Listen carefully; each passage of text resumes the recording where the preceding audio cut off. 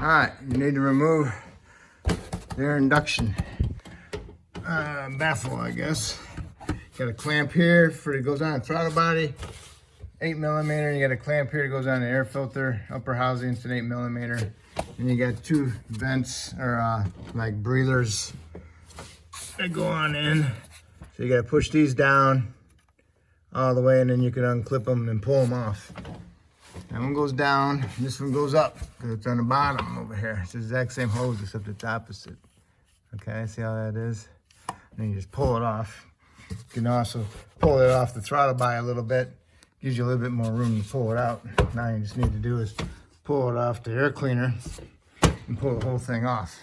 Next you want to do is remove your dipstick so you don't break it. Remove your oil cap and remove the other piece of the breather tube, okay? And you gotta push it in and pull it up, okay? You do that to the other side, keep them separated, okay? Same thing, you push that in and then pull it up. Then you wanna do is remove the covers and the valve covers, okay? These are usually just clipped in on the bottom. Just pull them up from the bottom. And then you just kind of weasel them out, okay? And always, everything kind of sucks in their own little way. So you gotta get them out. So you have to get back there and pull it up out of there, okay? All right, you got it off, and this is what holds the moms, the little rubber grommets. It goes in little tits sticking up. Pull them off and reach back there behind there and pull it out. You can do the same thing to the passenger side. If you're doing that side, I'm doing two different things here. I'm gonna do a valve cover gaskets, and I'm going to do motor mounts. And I'm gonna remove this exhaust manifold. Just so you know, so I can see if I can get access to the top of the motor mount bolt, okay? So next we've got to do is remove our ignition wires off the coils.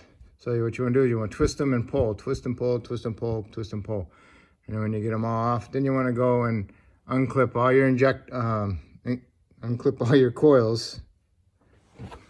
Hopefully there's no locks on them. And then you're going to remove your valve covers. All right, back on track to the valve covers.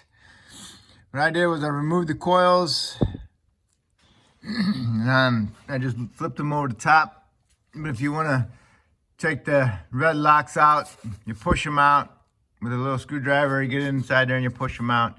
And then you can push the little tab in and remove the coil. I had to do that to the back one because the way it was looped up underneath the wiring, I couldn't get it to loop over, so I undid it and then I pulled it out from underneath the wiring. So now here it is, okay?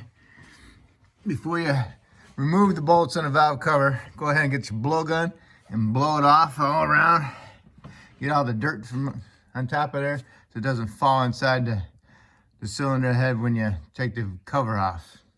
There's 10 bolts holding the cover on, and there's one way in the back corner back here, which is a bugger to get to, but I got to it with the 1/4-inch hair ratchet with a deep 10mm. So, and the bolt's still in the hole in the back, so I gotta be careful. And inside these holes is a little plastic sleeve. So I got all the bolts, and then over here you got your fuel line. It's got a little clip on it. Now you're gonna have to work around with that. We'll have to see how that is as things go. See what I can do to get that out of the way. Okay. I'll tell you, they'll leak.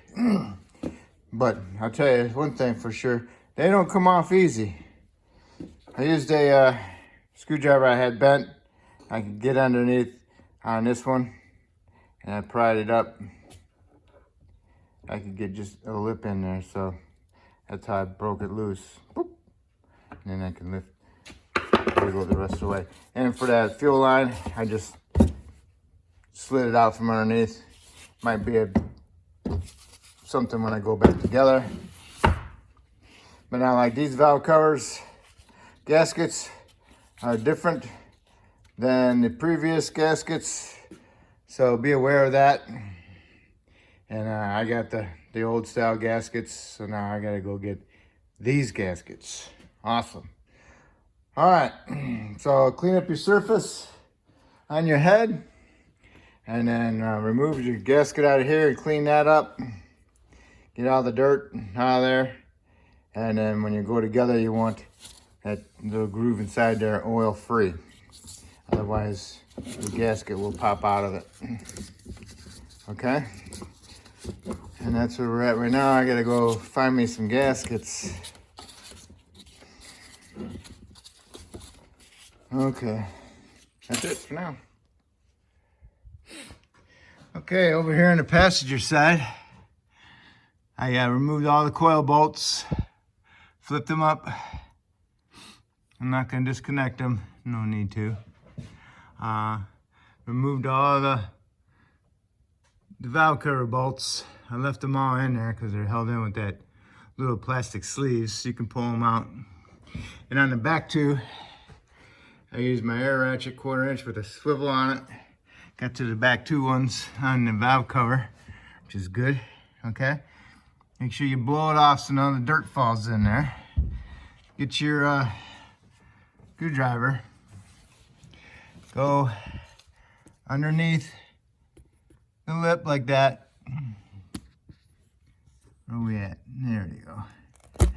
And push it, okay? And that broke it loose. And now you can just grab it and work it. Okay? And then lift it up and pull it out. Like so. And it gets hung up on valve covers, gaskets. Okay. Now you need to clean up the surface and clean up that surface. Make sure you don't leave no oil in the groove. All right? Now get your valve covers ready, gaskets ready, and put them in there once this stuff dries up. Okay, you got your gaskets. Get them in there. Make sure that the grooves are nice and dry, because otherwise, possibility they might fall out, and you don't want that happening when you're sticking it in there, okay? And if you got them in there, then you can turn it over, push down on it, and make sure it's in there all the way. And now it's ready to install on the heads, okay? And this one I left the bolts in, and the other one I took the bolts out. It's got the little plastic sleeves in there to hold them. I think I'll be okay. All right, put your valve cover in there. Get all your 10 bolts started, and then you can go around and tighten them up. Start in the center and work your way out, okay? And tighten them up. Bottom them out, and then just give them a little extra snudge with your little 1/4 inch ratchet. And then you can put your coils on, get all those started, snug those bolts up, and then you can put your ignition wires on, put them on the coils first, angle them towards the spark plugs, and then put your boots on the spark plugs. Make sure you feel every one of them click in. If you don't feel them click, give them a little snudge, make sure that they're on there. And once you got that done, you want to put your little bracket back on there for your heater hose. And then you want to put on your bracket for your front wire harness for your alternator and all that right here. And put that one back on there, okay? And then we'll work on the other side. All right, on the driver's side, put your valve cover in there. Push up on your fuel line. Push it up a little bit. Push it that way. Squeeze the valve cover under there. And if you noticed on the valve cover that bolt did not have that plastic sleeve. All right, so you get all your bolts in there, snug them up. I put them all in before I put the valve cover in there, except for the fuel line one. Okay, so I got them all started, snugged them all up, then I went around and torqued them. You know, snug them up till they stop, and give them a little twitch with your 1/4-inch ratchet. Okay. And on the back too, I used swivel and my 10 deep with a 3-inch extension. All right, so those are all done. Now what I need to do is put my coils in, snug those up, and then put my plug wires on. Remember, put the plug wires on the coils first, angle them towards the spark plugs, and then push them on the spark plugs. Make sure you feel them click, and make sure you push them all the way up and twist on the coils. Okay, got all your plug wires on, your spark plugs. Make sure you felt them all click when you push them on, and then give them a little snug to see if they fall off. And if they fall off, they're not on there all the way. So just make sure you give them an extra push after you do all that. All right, now next you got to put the little covers back on. Okay, the covers, remember how they were a little tough coming out? Well, this is the driver's side. I'm gonna cut off the back corner of it, right by the little grommet. Okay, that'll be on this side. Cut that much off of it so it eased the installation of it. It's just a cosmetic thing. You're never gonna see it back there, you know. Same thing with the passenger side. I cut a little bit off of it right next to the piece. Remember this side that goes by the heater lines. So just push them up in there. Make sure you put some lube on your little grommets so they go on the little tits easier. Not supposed to do that, but I did. Okay, gotta put your dipstick tube in. What you do is you put a light down below, down there, and you can see the hole for it right here on the third, between the third spark plug on this side and the exhaust manifold. You can see where it is. Just look down through the hole down there, and you'll be able to see it. Okay, goes like through that hole right there. Okay, just look in there and you'll see the hole, and then stick your dipstick tube down there and then put it in the hole. So it's pretty easy to do. And don't forget to put your 27 Torx bolt on there. If you lost that one, then you can just use a regular old 8mm one with the 10mm head. Okay, now you can put your plug wire back on there. And next we can put our covers on. Okay, the covers are on. Went on nice and easy, no fighting whatsoever. Can you tell? No, can't tell. Okay, now time for our air cleaner induction tube and our breather tubes. Okay.